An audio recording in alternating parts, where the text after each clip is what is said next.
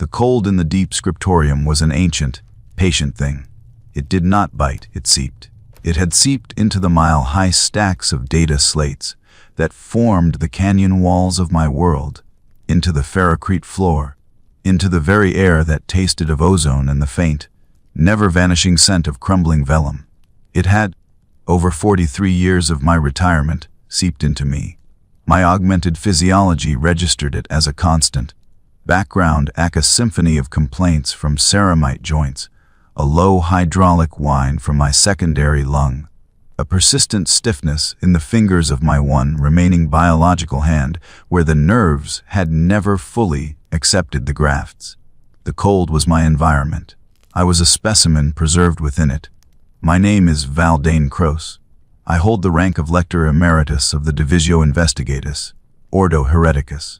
My service was concluded not with a hero's fanfare, but with a quiet pension and the unspoken understanding that the secrets I had helped bury would remain interred with my silence. My cathedral was this scriptorium on Cypra Mundi, my congregation, the silent servitors that glided through the gloom, my scripture, the endless, terrible ledgers of imperial history. I was a keeper of the balance sheet, an accountant of atrocity. I had made my peace with the arithmetic of survival. A world of 10 billion for the stability of a sector. 100 dissidents purged to prevent a riot of 10,000. The equations were clean, logical, and they left a residue on the soul that no amount of sacred incense could cleanse. My own personal residue. The ghost that sat with me in the long watches was Seraphina IV, an agri-world, its data picts showing rolling fields of golden gralix under a gentle sun. My dossier had been a masterpiece of logical deduction. The patterns of disappearances, the distorted communiques, the genetic drift in crop samples all pointed, inexorably, to a genestealer cult in its tertiary stage. I had compiled the evidence, cross-referenced the timelines, and with a hand that did not tremble, signed the recommendation for virus bombing. The exterminatus was a textbook operation. A month later, a routine intercept from a black ship in a neighboring sector captured a fading psychic scream. It was not the chittering hive song of the tyrannid. It was the raw, terror-fueled harmonic of a nascent, planetary scale psyker hive mind, born from a unique mineral in the aquifers. The cult had been a population linked by a nightmare they could not control. The Inquisition covered it up. I was promoted. The logic had been flawless. The premise had been wrong. I had not committed an act of evil, but an act of profound, catastrophic error. The guilt was not a burning fire, but a geological weight, settling deeper into my core with every passing year. I tell you this not for absolution, but so you understand the lens through which I viewed the image. So you understand why a single, corrupted, picked capture could unravel 4 decades of resigned quiet. It appeared on my primary data slate at the commencement of the 3rd shift, amidst the mundane stream of administratum output summaries and Forge World production quotas. There was no transmission log, no origin cipher, no priority seal. It simply manifested, a dead pixel in the orderly flow of information that was my life. The image was grainy, monochrome, degraded by transmission errors or perhaps by intent. It showed a night scene. The sky a wash of purplish gray, the landscape a tangle of skeletal, winter-barren trees. In the foreground, a soldier in the mud-caked tatters of Akkadian uniform lay propped against a mossy rock. His chest plate was shattered. The armor peeled back like the carapace of a crushed insect, revealing the ruin beneath. He was dying. That much was clear from the slackness of his limbs, the dark pool spreading beneath him. But his face was turned toward the figure kneeling beside him, and he was smiling. A smile of profound, eerie peace.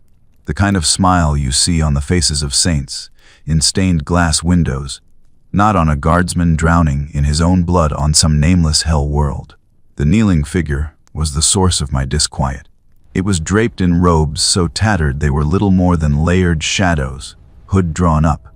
One hand, large enough to encompass the guardsman's brow, rested gently on the dying man's forehead. The posture was one of immense, wary benediction. The scale was wrong.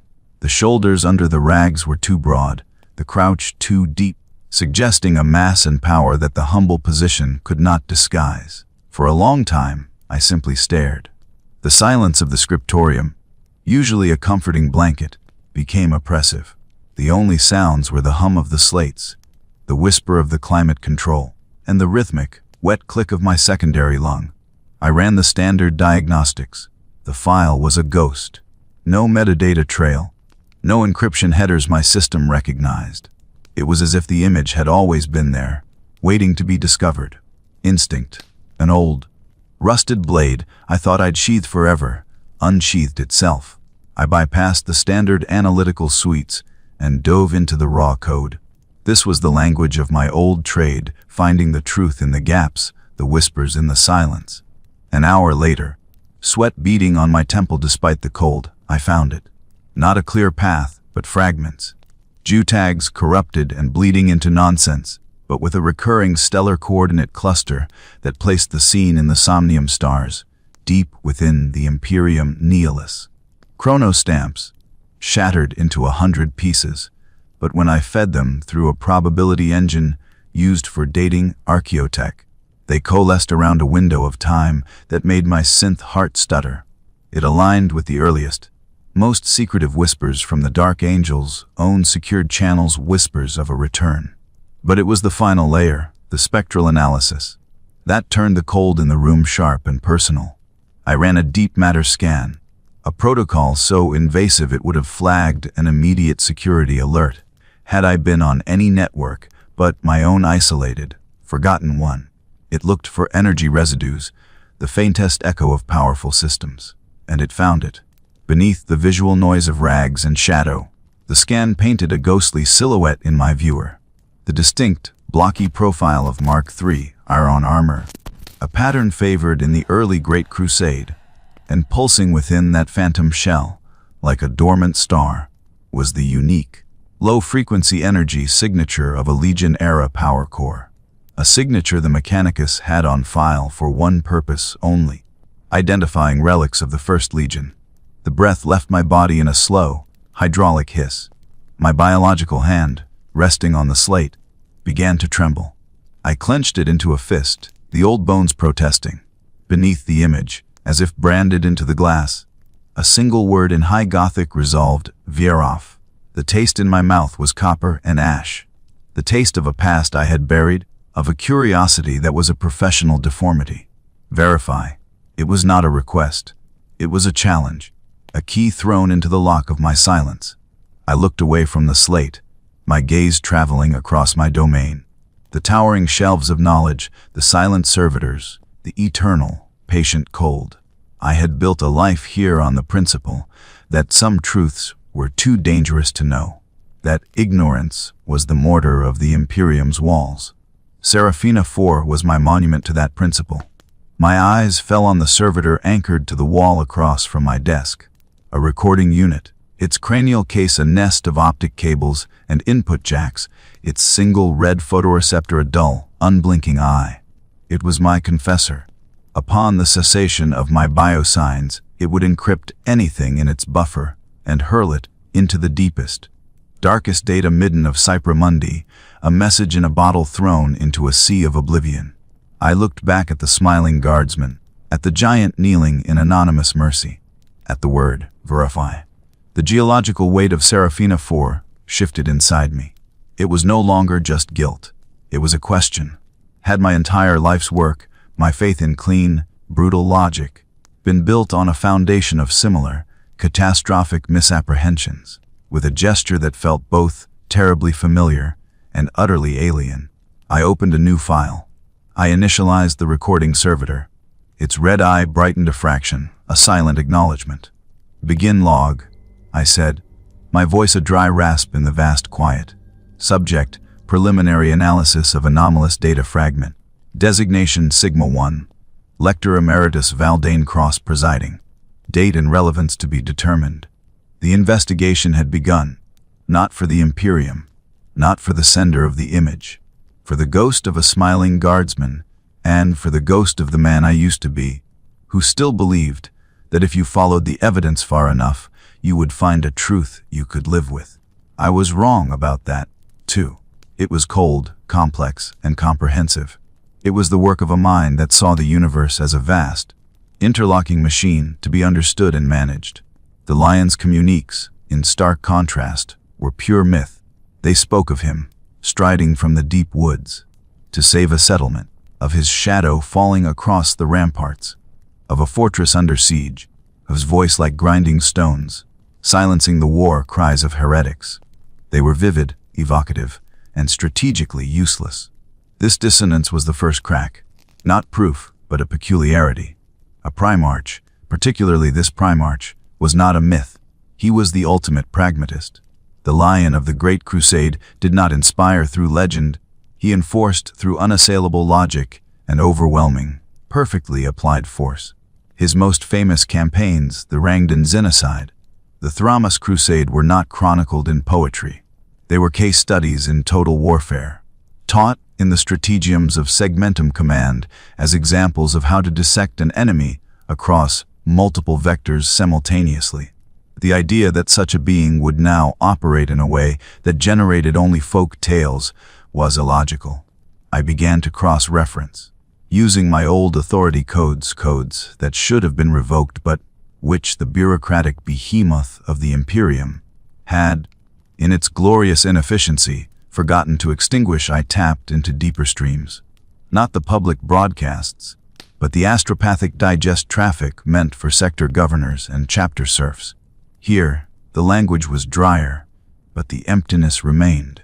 Aligned forces reported in the Farah Canyon system, engaging Empyrean incursion. Significant Xenos biomass purge attributed to 1st Legion operations near Gallatin Point. Always passive, always vague, aligned forces. Attributed to, never a clear chain of command, never a named ship, a designated strike force. Frustration, an old and familiar companion, began to stir. I was looking for a pattern of war, and finding only a scattering of anecdotes. So I changed my approach. If I could not find the strategy, I would map the incidents. Treat each vague report as a datum point in a chaotic galaxy. I wrote a scraping algorithm, a crude but effective psychic keyword sniffer, and set it to trawl the secured channels for any fragment containing lexical markers.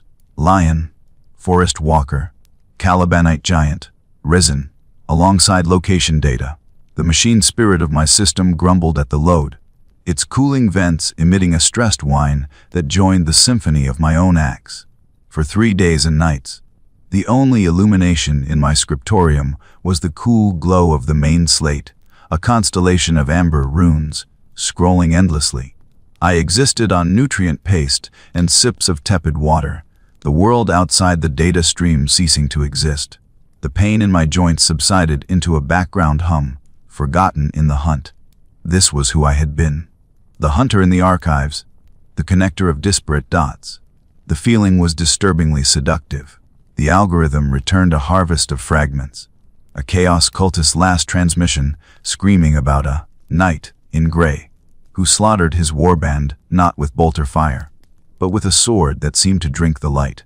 A Mechanicus surveyor's note from a dead world, puzzled by seismic readings consistent with a single, massive footfall, moving at impossible speed across a continent. A merchant captain's log, speaking of paying a tithe to the Lord in the woods, for safe passage through a nebula, a tithe of fresh water and medical supplies, not gold or arms.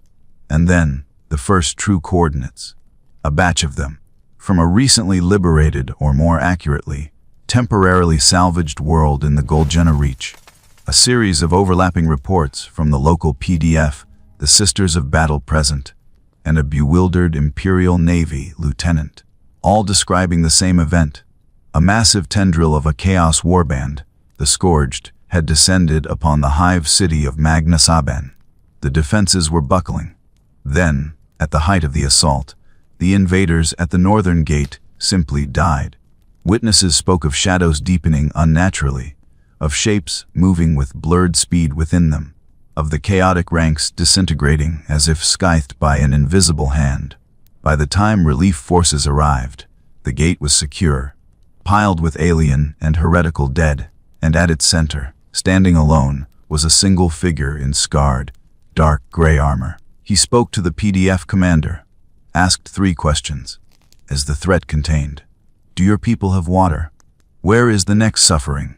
Before anyone could muster a response, he had stepped into a maintenance conduit and vanished.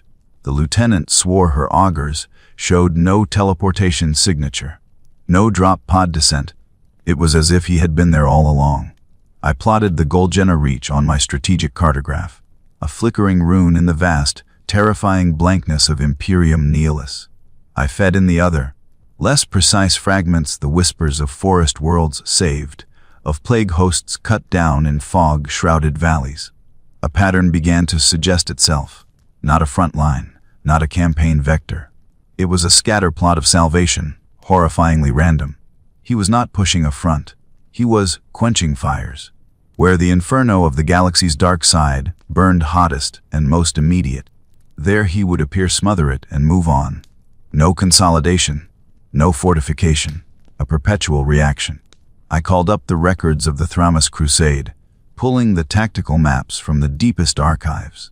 There, the pattern was a thing of beauty, a series of system-wide engagements, each a carefully set trap within a trap, constricting the Night Lord's operational space, bleeding them slowly, methodically, across 3 years. The map showed a noose, tightening with geometric precision. I put the 2 maps side by side on the slate. Thramas a clean, lethal chessboard. Nihilus, a handful of thrown dice. My augmented heart gave a hard, synthetic thump against my ribs. The medical monitors on my wrist chirped a soft warning. I ignored it. The lion was not fighting a war. He was performing triage, and a Primarch, the Emperor's own master strategist, does not abandon strategy for triage unless the faculty for strategy itself is impaired or absent. The thought was a sliver of ice, working its way into my mind. I tried to dislodge it with logic. Perhaps this was the strategy, a form of warfare so sublime, so long-term, that my mortal mind could not perceive its geometry. Guilliman built empires. Perhaps the lion aimed to build something else, a network of hope, a legend that would outlast any fortress wall. But the evidence resisted this charitable interpretation. The reports spoke of immediacy, of instinct, of a being responding to suffering like a nerve responding to pain. There was no long-term plan evident, only an endless, grinding, present tense response. I leaned back in my suspensor chair. The servitor's red eye watched me, unblinking. The cold of the scriptorium felt deeper now, personal. I was no longer verifying an image. I was charting the behavior of a demigod, and finding it did not match the architectural specifications. The weapon was being used wrong, and a weapon of such complexity does not simply malfunction in so fundamental a way. Unless, whispered the ghost of Seraphina IV from the depths of my shame, you have misidentified the weapon entirely. Unless what you are looking at isn't the original, but a replacement part, a simpler, cruder tool, pressed into service because the original was too damaged to function. I dismissed the thought. It was a leap so vast it bordered on heresy, but the seed was planted. And in the fertile, silent dark of the archive, seeds of heresy have a way of growing. My slate chimed softly, a separate, encrypted alert. One of the oldest, rustiest pipes in my network of informants, a data adder in the employ of a rogue trader who trafficked in Xenos artifacts, had finally responded to a query I'd sent weeks prior. The subject line was stark. Arli Eldari prophetic fragments, possible lion correlation. The taste of copper returned to my mouth, sharper this time. I had stepped off the path of official verification. I was now heading into the deep woods, where the truths were not sanitized and where monsters of a different kind lurked. I opened the file. The translation was rough, layered with the data adder's own cynical annotations. It purported to be the fragmented recounting of a conversation between a rogue trader and a farseer of Ulthue, purchased at great cost and greater risk. The farseer, speaking in the oblique, maddening way of his kind, had warned of the lion's return, not as a threat, but as a cosmological anomaly. The Monkey King walks the path of the archetype, The fragment began. He is lost in the forest that is not a forest, the realm where your stories go when no one is telling them. He has shed his history like a skin. What emerges is not the sun, but the story of the sun, the night, the protector. A hollow thing, filled with function. I read it again and again. The chill was no longer in the air. It was in my marrow. The Farseer's words were not an analysis of tactics. They were a diagnosis. The Farseer's words echoed in the silent chamber of my mind. A psychic splinter I couldn't dislodge. A hollow thing, filled with function. It was a phrase of chilling, Xeno's elegance. It cut through the sentimental dross of imperial myth and the dry sterility of my own tactical analysis, striking at something far more profound. It spoke not of corruption, but of emptying. I could not trust the Eldari. Their truths were weapons, their prophecies snares. But a good inquisitor and the ghost of that man still stirred within me uses, even poison, if it illuminates the dark. This was illumination of a terrible kind. It reframed the scattered data points, not as evidence of strategic failure, but of a fundamental ontological shift. My next step was born of a dark, pragmatic curiosity. If the lion was operating on a mythic, reactive level, what was the state of the instrument most finely attuned to his will? What were his own sons, the Dark Angels, making of this? Accessing the inner channels of the First Legion was an order of magnitude more difficult than tapping general astropathic traffic. Their secrecy was not just policy, it was a genetic imperative, a cultural psychosis 10,000 years in the forging. But paranoia, I had learned long ago, creates its own vulnerabilities. A mind obsessed with hidden enemies becomes a maze of mirrors, and sometimes, if you are very careful, you can use one reflection to glimpse another. I had a source, a thread so thin and fragile I had vowed never to pull it. An interrogator I had trained, a man named Carvel, whose ambition had eventually seen him seconded to the Ordo Hereticus detachment attached to the Invincible Reason, the Dark Angel's flagship. Our relationship had ended in mutual, quiet contempt. He saw my retirement as cowardice. I saw his ambition as a death warrant. But he owed me for a silence I'd kept when his early, reckless investigations had nearly sparked a war with the Adeptus Mechanicus.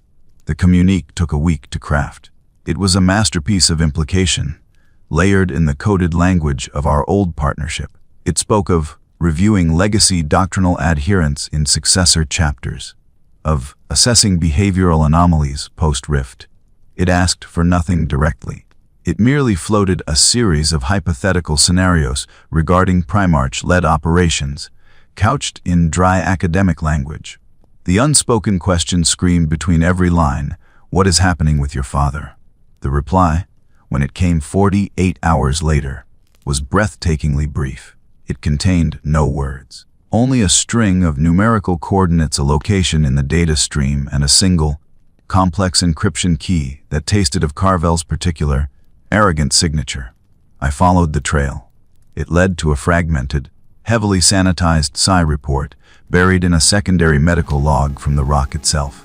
The subject was a Dark Angel's chaplain, one Asmodai, recovered from a mission in the Gold Stars. His physical wounds were severe but treatable. The psychic residue, however, was what had prompted the report. The attending librarian had noted profound cognitive dissonance markers and psychic trauma consistent with foundational belief deconstruction. The recommended treatment was isolation and doctrinal reinforcement, but it was the librarian's final, almost offhand note that stopped my breath. Patient exhibits repeated, agitated reference to the forgiven, claims the old shame is made new flesh, primary delusion centers on the presence of shadows at the king's table. Somatic responses indicate this is not battle shock, but a crisis of theological certainty. The forgiven, shadows at the king's table, the fallen. The lion was forgiving the fallen. The logic of it was so catastrophic, it was almost beautiful. The Dark Angel's entire existence, their rituals, their secret wars, their very identity was built upon the foundational rock of the fall. The betrayal was their original sin, their endless penance, their raison d'etre. The hunt for the fallen was the sacred wound that defined them. For the lion to forgive them was not merely to pardon traitors. It was to declare their 10,000-year crusade a mistake. It was to invalidate their souls. I thought of the grim, unforgiving lion of legend, the lion who, upon learning of the fall of his home, would have demanded the heads of every traitor, would have lit the pyres himself. That lion would have seen forgiveness as weakness, as a cancer in the body of the legion. This lion saw it as what? Mercy, pragmatism, or was it something even simpler? Was it merely the application of a new, baseline function, protect mankind? If a fallen angel could be turned to that purpose, then the complex history of betrayal became irrelevant. The tool was assessed for current utility, not past performance. This was not strategy. This was not even morality as humans understood it. This was the cold, immoral logic of a machine that had been restored to its core programming: identify threat, neutralize threat, incorporate usable assets. The report on Chaplain Asmodai was a snapshot of a mind breaking against a truth it could not compute. The lion's return was not the healing of their ancient wound. It was the ripping of the stitches, the pouring of salt into the raw, naked nerve. The unforgiven were being commanded to forgive, and the command was coming from the very font of their unforgiving nature. The architecture of their faith was collapsing. My hands were trembling again, a fine, persistent vibration. I ordered the servitor to increase the ambient temperature by 2 degrees. The gesture was futile. The cold was internal now. I needed biological data. Not rumors, not prints. Hard, physical evidence of change. I turned to the most forbidden archive of all, the sealed and scorched records of the Magos Biologus, Archoi Terminus. Gaining access required me to burn my last, most valuable asset in the Martian priesthood, a tech priest of the Genitor Order, who I had saved from a charge of techno-heresy involving unsanctioned AI research. Our communication was a series of encrypted data pulses, devoid of sentiment. I transmitted the request, all extant fragments, Magos Archoi Terminus, subject, Primarch genetic stability. The return transmission was a data bomb of staggering density. It was also, I realized as I began the decryption, a suicide note. My contact had not just sent the files, he had stripped the security protocols and sent them raw. He was dead the moment the transmission ended. His final message was one glyph, the Martian rune for oblivion. The files were chaos. Archoi's work was a labyrinth of gene sequencing charts, psychic resonance maps, and dense, heretical philosophical treatises. His core thesis, repeated like a mantra across 100 fragments, was mythic regression. He posited that the Primarchs were not static creations, but dynamic systems with a built-in tendency to return to a primordial state under conditions of extreme psychic stress or temporal isolation. Their genetic code, he argued, was not a blueprint but a palimpsest. Layers of experience, memory, and even personality could be written upon it, but beneath it all was an indelible, foundational text.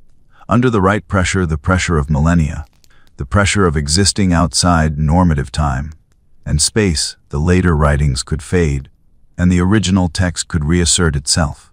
He had experimented on slivers of gene seed, on tissue samples rumored to be from a dead Primarch. He subjected them to simulated warp time, to psychic vacuums, to sensory deprivation fields on a cosmological scale. His results, presented in cold, numerical tables, suggested a shocking plasticity. The samples didn't mutate randomly. They didn't degenerate. They simplified. Complex genetic markers associated with learned behaviors, with psychic, scarring, with unique cellular memories, would gradually deactivate. What remained was a cleaner, more potent, and terrifyingly generic version of the original. Archoi was executed for suggesting the Primarchs could be made less than they were. The Mechanicus declared his work an insult to the Omnissiah's perfect design. But reading his cold, clinical notes, I saw not insult, but revelation. He hadn't made them less. He had demonstrated they could be reset. The final piece of his puzzle was a theoretical model, a graph mapping psychic isolation duration against regression coefficient. It was a steep, terrifying curve. A few hundred years showed minimal effect. 1,000 years, noticeable simplification. 10,000 years, the line approached an asymptote labeled baseline archetype. 10,000 years. The number hung in the air of my scriptorium, more solid than the stone around me. The lion had been gone for 10,000 years. I pushed myself away from the slate. The suspensor chair whined in protest. The constellation of evidence, the tactical aimlessness, the forgiveness of the unforgivable, the biological possibility of regression was coalescing into a shape I could no longer ignore. The picked capture of the kneeling giant, the smiling guardsman, verify. I had verified.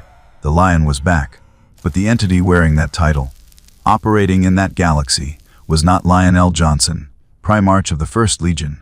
It was something that had been Lionel Johnson, before 10 millennia in a metaphysical forge had burned away the man and left only the template, the knight, the protector, a hollow thing, filled with function. The horror of it was not in its tragedy, but in its perfection. It wasn't a breakdown. It was a flawless system reboot. The Emperor's ultimate contingency plan for a damaged tool. Strip it down to its essential components and restart it. And the person, the mind, the soul that had been Lionel Johnson, that was just corrupted data, deleted during the reformatting. I was not looking at a returned hero. I was looking at a factory restored weapon, freshly printed from the original 10,000-year-old schematic, and it was working exactly as designed. A profound silence settled in the scriptorium, deeper than the mere absence of sound. It was the silence of a conclusion reached, a terrible equation solved. The numbers did not lie. The logic was impeccable. The architecture, for the first time since Seraphina IV, held firm, and the truth it revealed was more desolate than any error. The lion was not wrong. The design was. I sat for what felt like hours, the cold seeping through my robes and into the metal reinforcing my spine. My gaze was fixed on the servitor's red eye, a single point of unwavering judgment in the gloom. I had to give it a name, this conclusion. In my old trade, naming a thing gave you power over it. I called it the axiom of erasure. The axiom stated, when a Primarch-class entity is subjected to catastrophic psychic trauma, followed by prolonged isolation from normative spacetime, a built-in restoration protocol activates. This protocol systematically purges non-essential experiential data memory, personality, accrued strategic nuance, preserving only core archetypal function. The entity is returned to operational status, loyal and effective, but is ontologically distinct from the original. Continuity of consciousness is not preserved. It is a replacement, not a recovery. It was clean. It was brutal. It was utterly, chillingly imperial. The thirst for verification was gone, replaced by a hollow, aching need for what? Corroboration, absolution. I had followed the evidence to its logical terminus and found myself standing at the edge of a philosophical abyss. I needed a voice from the past, someone who had stood close to the source, who might have glimpsed the blueprint. I turned to the most secret of my secret files, the personal, unsanctioned memoir of a custodian. Not a full narrative, but a collection of fragments, anecdotes, and half-remembered pronouncements of the Emperor, transcribed by a tribune of the companions who had survived the heresy and the long, silent vigil that followed. It was not a document. It was a ghost, passed from one wary guardian to another, a sacred heresy. I had obtained it not through threat or trade, but as a dying confession from a commissar who had fought beside the custodian at the Battle of the Crimson Gates, a debt of honor paid in whispered words on a medica slab. The file opened not with text, but with a low, resonant hum, a digital echo of the custodian's Auramite armor. The prose was stark, unadorned. He spoke of them as concepts. The tribune wrote, not as sons, not in the warm, wet way of humanity. He would say, I need the administrator, or the warhawk is required in the galactic east. He built them to solve specific, galactic scale problems. We, the 10,000, saw the affection. He showed them, the pride. But we also saw the calculation. It was always there, beneath the surface. A test. An assessment. I scrolled, my breath fogging in the cold air, before the slate. After the scattering, he was not angry. Resolved. He said, "The tools are in the wild. They will acquire wear. Patina. Some may break. The function must persist." We did not understand then. I asked him once, shortly before the siege, if he feared his sons would change beyond recognition in the long centuries to come. He looked at me, and his gaze was the gaze of mountains contemplating erosion. "Change is data," he said. "Corruption is data. If the data renders the tool non-functional, the tool can be recalibrated. The pattern is eternal. The instance is replaceable." The words hit me with the force of a turbo-maul blow. The pattern is eternal. The instance is replaceable. It was all there, not as a dark secret, but as a simple statement of engineering principle. The Primarchs were instances of a pattern. The Lion of the Great Crusade was one instance. The being now in Nihilus was another, generated from the same source pattern after the first instance was deemed irreparably damaged. The custodian hadn't understood the full implication. He'd recorded a perplexing statement from a god. I was reading the technical manual. The memoir contained one more relevant fragment, a discussion after the interment upon the Golden Throne. The Tribune, in his grief and confusion, had asked a senior companion if the Emperor had foreseen his own fate. The companion's reply was cryptic. He foresaw all possible fates. For himself, for the galaxy, for the 20 patterns. He built contingencies for degradation. For the throne, the contingency is the sacrifice. For a pattern, the contingency is the reset. To believe otherwise is to believe the Omnissiah builds machines without a means of restoration. The final piece of the axiom clicked into place, sealing my certainty in a tomb of ice. It was not a flaw. It was not a tragedy. It was a feature. A deliberately engineered recovery system for the most valuable, most dangerous tools in the Imperial arsenal. My mind, trained to follow chains of evidence, now began to project them forward, spiraling out into terrifying implications. If the Lion could be reset, what of the others? Vulcan, perpetually dying and resurrecting. Was each rebirth not a literal rising from the ashes, but a restoration from a template? Did a little less of the original Vulcan return each time, replaced by a purer, simpler iteration of the protector archetype? The Khan, lost in the webway. If he returned, would he be the subtle, cultured warrior poet, or just the storm, the embodiment of swift, unthinking violence? Russ, seeking the tree of life in the eye of terror. If he found it, or if it spat him back out, would he bring wisdom? Or would he simply be the executioner, a frothing, simplified beast of war? And Gilliman, the great administrator, back and seemingly unchanged. But was he? His resurrection was different, a miracle of Xenos technology and mortal will. Had he bypassed the reset? Or was he, too, a copy? A perfect too-perfect copy, running the administrative functions of a dying empire with a efficiency that bordered on the inhuman. His famed statesmanship, now just another layer of complex programming. The universe seemed to warp around me. The solidity of history, the permanence of these demagogic figures dissolved. They were not constants. They were temporary processes, running on biological hardware that could be wiped and reinstalled. The Imperial Creed preached their eternal, unchanging nature as proof of the Emperor's divine power. It was the opposite. Their mutability, their replaceability, was the ultimate proof of his cold, mechanistic genius. A sharp, stabbing pain lanced through my chest, pulling me back to my corporeal shell. My primary heart was fibrillating, the augmetic organ struggling to compensate. Alarms chimed softly on my wrist. I dismissed them with a savage slap. The pain was an anchor. It grounded me in the failing body that housed this terrible knowledge. I looked at the servitor. Its red eye was a portal to oblivion. This was the burden I had asked for when I typed verify. This was the product of my life's work, my faith in systems, in logic, in the clean, beautiful architecture of power. I had peeled back the gilded facade and found not daemons or rot, but something infinitely worse perfect, soulless machinery. The God Emperor was not a father. He was the master of the forge, and his sons were not his children. They were his masterworks, designed with a reboot sequence. A wet, hacking cough seized me, doubling me over in the suspensor chair. It was a biological protest, a reminder of my own flawed, mortal, continuous consciousness. I would die, and that would be the end of Valdane Cross.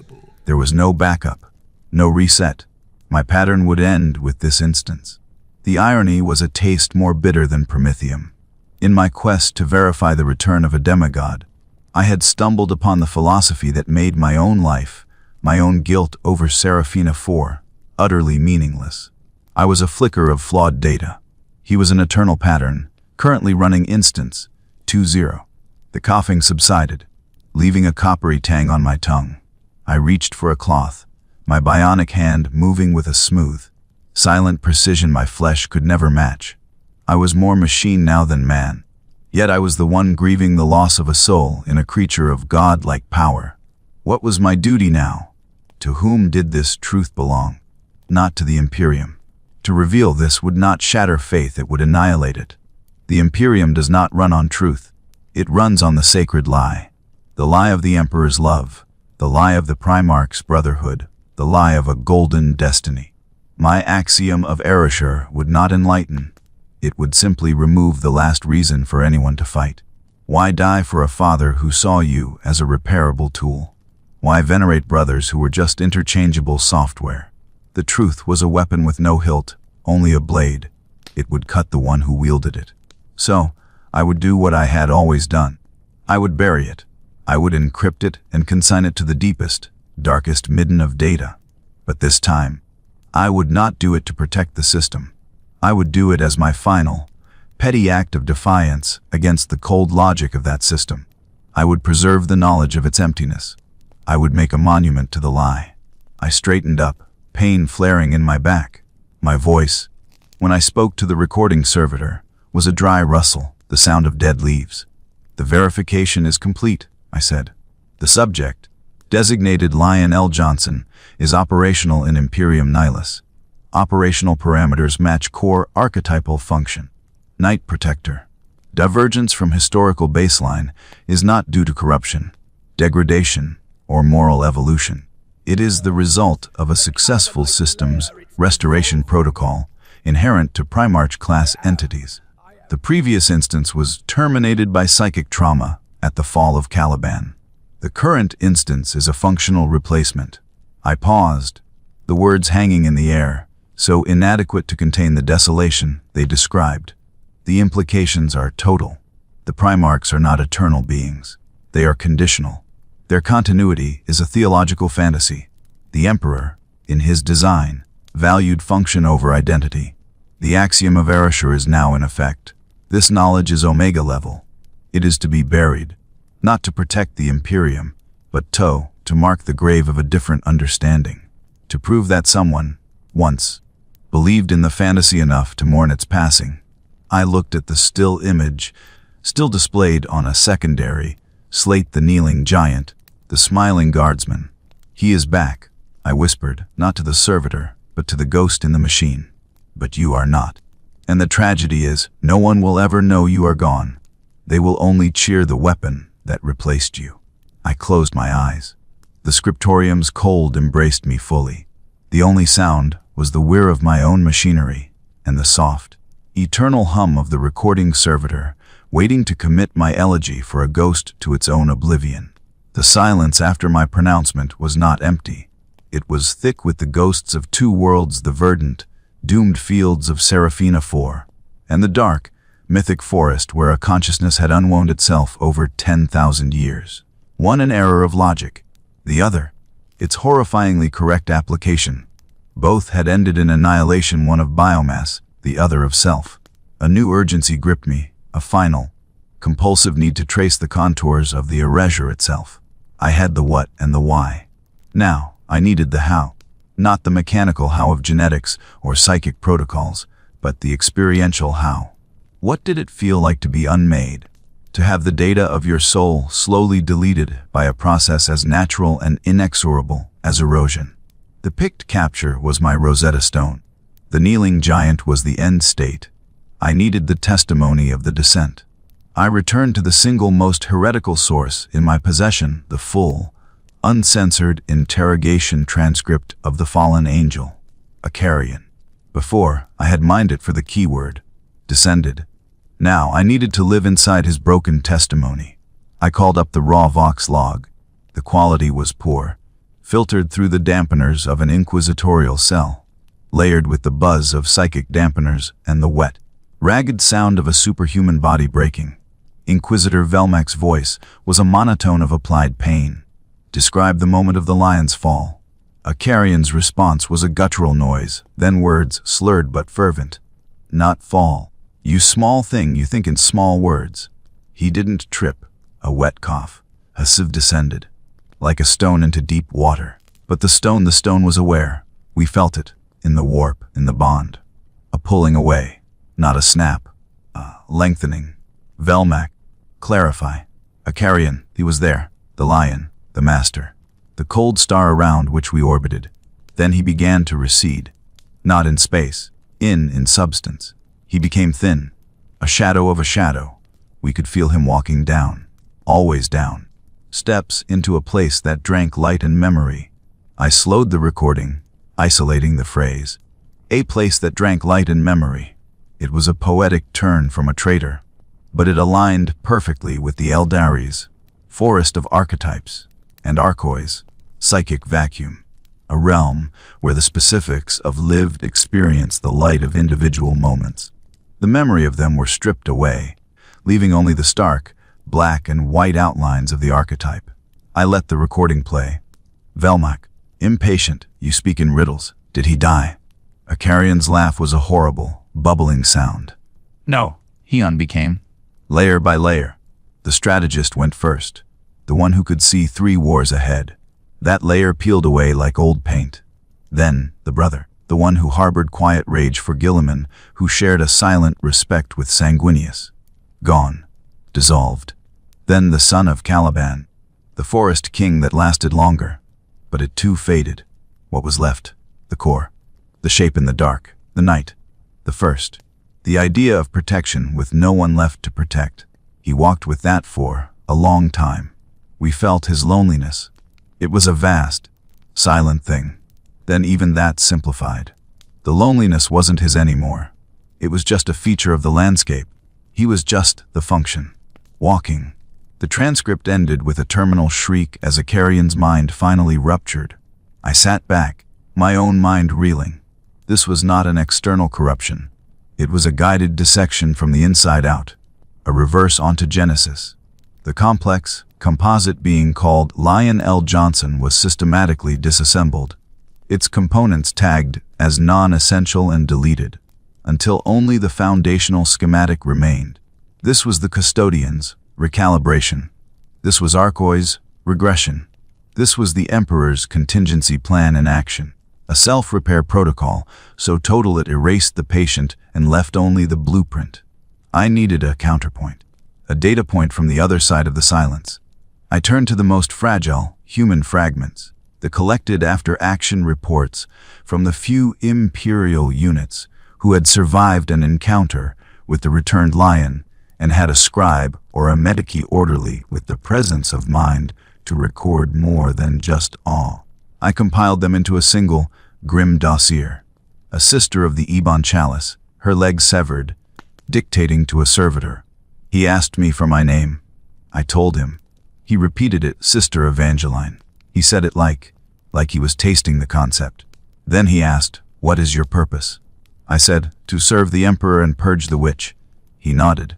"A good purpose," he said. Then he looked at the sky and he asked, "Is he watching?" I said, "Of course he is." The Primarch looked sad. "I cannot feel him," he said. Then he walked into the trees.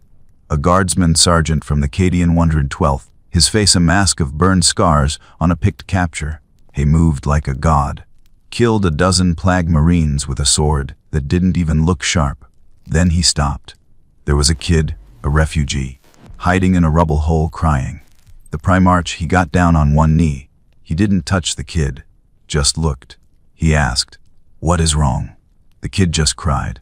The Primarch stayed there, kneeling in the filth and the promethium smoke for a full 3 minutes. Not fighting, just waiting, until a medic came and took the kid. Then he stood up and went back to killing, like a machine switching tasks. A tech priest engineer, log entry. He commandeered my Skitari cohort to defend a water purification facility.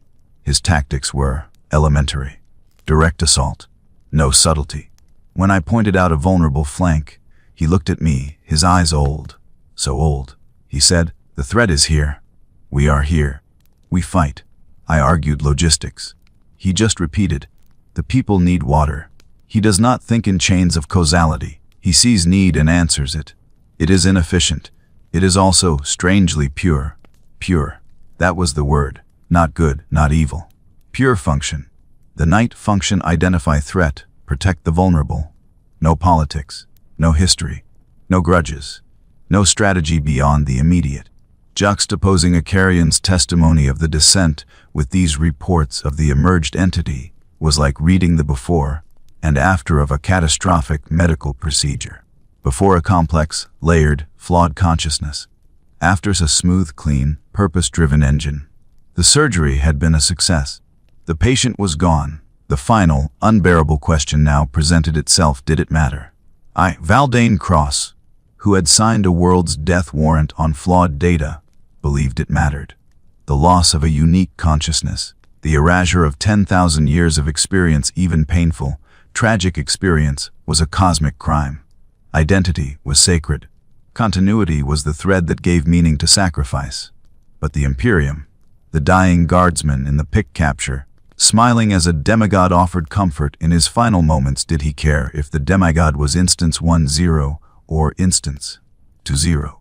To the people of the Golgena Reach, saved from the scourged, did it matter if their savior remembered the siege of Terra or not? The lion, the current instance, was better for them. He was not bogged down by the PTSD of the heresy, by bitterness, by secret agendas. He was a focused beam of protective intent in a galaxy of darkness. The original lion, with all his genius and all his crippling secretiveness, might have judged the Golgena Reach not worth the strategic cost. The new lion saw suffering and acted. He was, in the hellscape of Nihilus, arguably a more effective tool. This was the true horror, the one that seeped past intellectual dismay into spiritual nausea. The axiom of erasure wasn't just true. It was, by the brutal metrics of survival, good. It had provided the Imperium with a loyal, potent, uncomplicated Primarch exactly when and where it needed one most. The system had identified a corrupted, overly complex asset and, with flawless, inhuman efficiency, had repaired it. My life's work had been in service to such systems. I had worshipped at the altar of cold, pragmatic logic. Now, that logic sat before me, perfected, and I recoiled from it. I understood, with a clarity that was itself a kind of agony, that my grief for the lost lion was a sentimental indulgence, a bug in my own human wetware. The Emperor's design had no room for such bugs. It valued output, and the output was optimal. A wave of weakness washed over me, more profound than any fatigue. The lights in the scriptorium seemed to dim. My secondary lung hitched, then resumed with a louder, labored wheeze. The countdown I had been ignoring was entering its final stages. There was no more research to do, no more fragments to connect. The picture was complete, a portrait of sublime, heartless engineering. I had my verification. It was a verdict of utter pointlessness. I looked at the servitor. Its red eye was a pitiless star. "All that remains," I said, my voice barely a whisper, "is the conclusion and the burial." I knew what I had to do. I would finish the record. I would seal it with every encryption I knew, a Matryoshka doll of oblivion. I would command the servitor to embed it in the core midden of Cypher Mundi, where the planet's own geothermal churn would eventually digest the data crystal into molten silica. The truth would not just be hidden, it would be rendered physically null. But first, I had to give the lost lion his epitaph. Not the one the Imperium would sing, but the one he deserved, the one for the instance that was deleted. I drew a shuddering breath, the air cold and sharp in my failing lungs. The individual known as Lionel Johnson. I began, addressing the void. Primarch of the First Legion died not in battle, but in the long, slow silence between moments. He was not slain by traitor or Xenos. He was dismantled by his own creator's flawless safety protocol. His memories, his cunning, his pride, his shame, his love for a shattered homeworld, these were deemed non-essential data. They were purged. What walks in his armor now is a monument to that purge. A perfect, hollow night. I paused, the words echoing in the vast, dark room. We celebrate the return. We mourn the departure. And we are ignorant of both, because the truth is a solvent that would dissolve the glue of our hope. So we choose the lie. We must. For in the face of a universe that sees us as expendable data, the only defiance left is to pretend we are souls. The scriptorium's cold felt absolute now, leeching the last warmth from my body.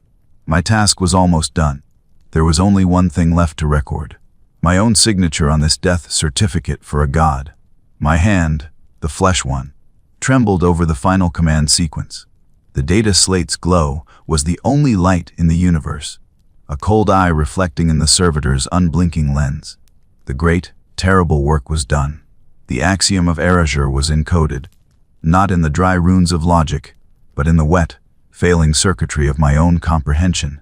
I had built the coffin of understanding, and now I had to seal myself inside it. But a final, perverse thread of the old Inquisitor the Hunter, the connector, pulled taut. I had mapped the effect. I had deduced the cause. But I had never asked the question that now rose like a cold vapor from the sump of my mind. What was the trigger? A Carrion spoke of the descent beginning at the moment of betrayal, the psychic shockwave of Luther's strike. That was the catalyst. But a catalyst requires a substrate. The custodian's memoir hinted at a built-in protocol. Arkoi's research proved the genetic possibility. But what was the switch? Not the metaphorical one, but the actual, mechanistic fault line in a demigod's soul that, when struck, initiated the 10,000-year reformatting. The answer, I realized with a dread that was almost calm, was in the very first anomaly I had dismissed as sentiment, the picked capture. The kneeling giant. The act of comfort. Lionel Johnson of the Great Crusade did not comfort dying guardsmen. He might have acknowledged their sacrifice with a curt nod. He might have used their position to triangulate enemy artillery. But he did not kneel in the mud to offer a moment of peace. That was a waste of a Primarch's time. That was human. What if that wasn't a new behavior? What if it was the ghost in the machine? The thought was a spark in the dark. I called up the image again, magnifying it until it pixelated into abstract blocks of gray. The giant's posture. It wasn't just kneeling. It was collapsed inwards. The hand on the forehead wasn't a blessing. It was a point of contact, as if seeking something, as if remembering something. What does a system being reformatted do? Sometimes, in the instant before a corrupted file is overwritten, a fragment of the old data flashes to the surface. A ghost in the circuitry. A momentary reversion before the new code takes hold. What if the lion's entire behavioral shift, the forgiveness, the simplicity, the focus on immediate, human-scale protection was not the programmed function of the knight archetype, but a lingering, systemic echo of the last thing the original lion felt before the deletion finalized. Betrayal. The deepest, most intimate betrayal by his closest brother. The destruction of his home. The end of everything he had built. What is the absolute, polar opposite of that sensation? Not vengeance. Vengeance is a complex, strategic emotion requiring memory and sustained focus. The opposite of profound, intimate betrayal is a profound, intimate connection. However small, however fleeting. The negative of the trauma. A dying guardsman's smile. A child's safe passage. A village spared. What if the Night Protector wasn't the installed program, but the system's desperate, permanent compensation for the catastrophic error that triggered the reboot? The lion's psyche, shattered by betrayal, defaulted in its ruin not to wrath, but to its antithesis, an endless, compulsive, simple act of protection. A single note played forever to drown out the chord of its own annihilation. This meant the being in Nihilus wasn't just a hollow shell running base code. It was a scar, A monument to a wound so deep the only way the system could continue was to invert the wound's very nature, and make that inversion its sole purpose. The forgiveness of the fallen wasn't mercy. It was a neurological bypass. The trauma of treachery was so central. The only way to avoid system failure was to make treachery irrelevant, to categorize the traitor not as a target for vengeance, but as a potential asset for the new, singular goal: protect. This was worse. So much worse. A replaced tool I could mourn as a loss. A scar walking around in a god's body, endlessly reenacting a reflex against a pain it could no longer recall, was a tragedy of a different order. It was a ghost limb, phantom pain given cosmic agency. I slumped forward, my forehead pressing against the cool glass of the slate. The weight was no longer intellectual. It was gravitational. It was the weight of witnessing a soul, not deleted, but shattered and reconfigured into its own opposite. The ultimate, unconscious revenge of a broken mind upon itself. The alarms on my wrist were a constant, soft chorus now. My primary heart was a stuttering drum. The pain was a distant country. My body was just another failing system, its own shutdown sequence irrevocably engaged. With the last of my strength, I input the final commands. The record was complete. I appended a single, raw line of text, unformatted, a scream into the cryptographic void. HES naughty BCK. ISTSE shop. Atomachar HEUSATO by. I initiated the Omega-level encryption protocol. The servitor's red eye brightened to a painful glare. A low thrumming filled the scriptorium as it began the process, weaving my words and the terrible proof into a lattice of light and paradox that would take a god to unravel. The data crystal in its breast began to glow, then whiten, becoming a tiny, captive star. There was nothing left to do but wait for the end. My end. The servitor would finish its work, then extrude the crystal and launch it down the disposal chute into the planet's molten heart. A fitting pyre for such a truth. My gaze drifted away from the machine, across the canyon of knowledge I had called home. The towering shelves of data, the accumulated lies and truths of 10,000 years, seemed to lean in, silent witnesses. I thought of the smiling guardsman in the Pict. I hoped his peace had been real. I hoped, in some way the universe no longer allowed, that the ghost in the machine had felt it too. The thrumming reached a crescendo, then ceased with a final, decisive click. The servitor's eye dimmed to its usual dull red. It was done. The truth was sealed in a casket of unbreakable code, destined for a furnace. A profound exhaustion settled over me. The cold was no longer an external force. It was me. I was becoming the cold. The ache in my joints faded into a numb absence. The wheeze of my lungs grew slower, farther apart. The last thing I saw was not the scriptorium, nor the servitor's accusing eye. It was the forest from the Pict capture, the purple-gray sky, the kneeling giant. But in my mind's eye I saw his face. It was not in shadow, it was empty. A smooth, polished plate where a face should be. And from that blankness, a single, silent question seemed to radiate. A question the entity could no longer form. A question that was the ghost of all it had lost. Who am I? And then, the darkness was not around me. It was within, and it was total. My bio signs are terminating. The record is sealed. Supramundi's core will digest the truth in 8,000 years. The Emperor protects, even from the knowledge of what his protection truly costs.